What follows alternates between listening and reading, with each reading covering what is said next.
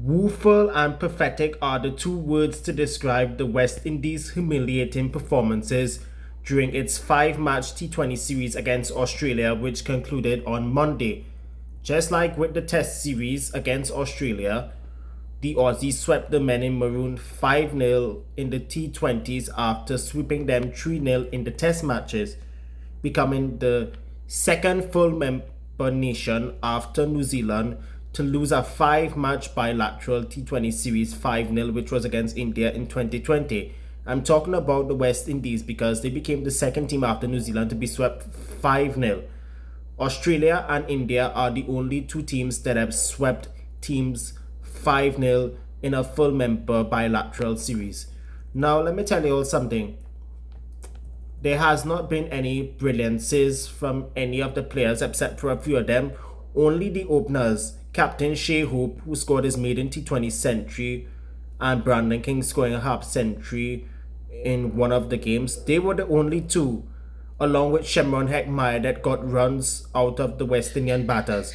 Hope 185 and King 160 runs respectively were the only two openers that have made runs. Heckmeyer himself, he made only 129 out of the 5 games. They were the only 3 West Indian batters that got runs in all of the 5 matches. While in the bowling department, Jason Holder was the leading wicket taker with 7 wickets. Akil Hussain was also one of the key bowlers as well, especially in the last match in St. Kitts, where he had figures of 3 wickets for 19. He was second on the list for the men in maroon with 5.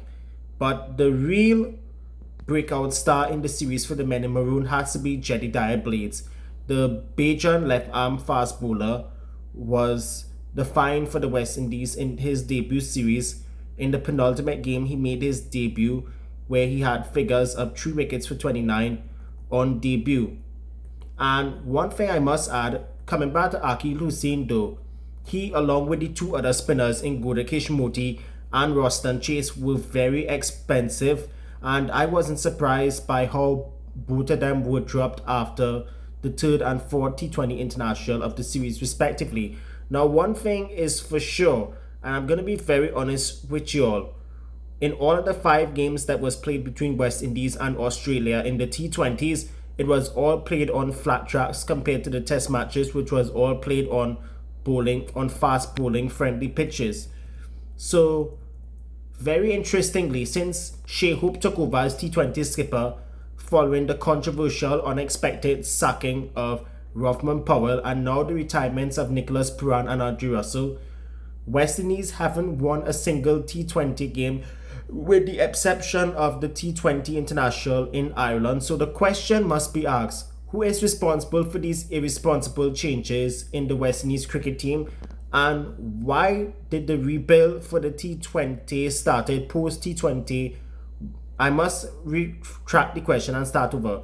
Who is responsible for these irresponsible changes in West Indies cricket, and why did the rebuild for the T20 side did not start after last year's T20 World Cup rather than 9 months before the next T20 World Cup that is supposed to take place in India and Sri Lanka in February of 2026.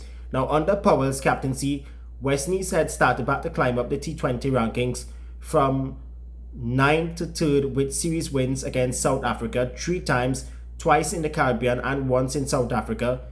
They did defeat India and England in 2023, even though they were rebuilding for the T20 World Cup, or should I say resting big players for the big events. And even West Indies reached the Super 8s of last year's World Cup here in the Caribbean and in the United States of America. And this also brings me to my other question. Why is it Coach Darren Sammy, along with the administrators inside of CWI, destroying the team culture, along with the interference of the West Indies team selections respectively?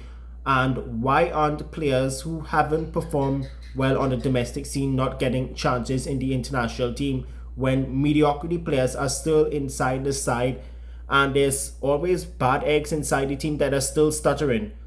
Who is to blame? We do not know. This is Tyra Ordain, aka the Cricket Rockstar Devo, signing out.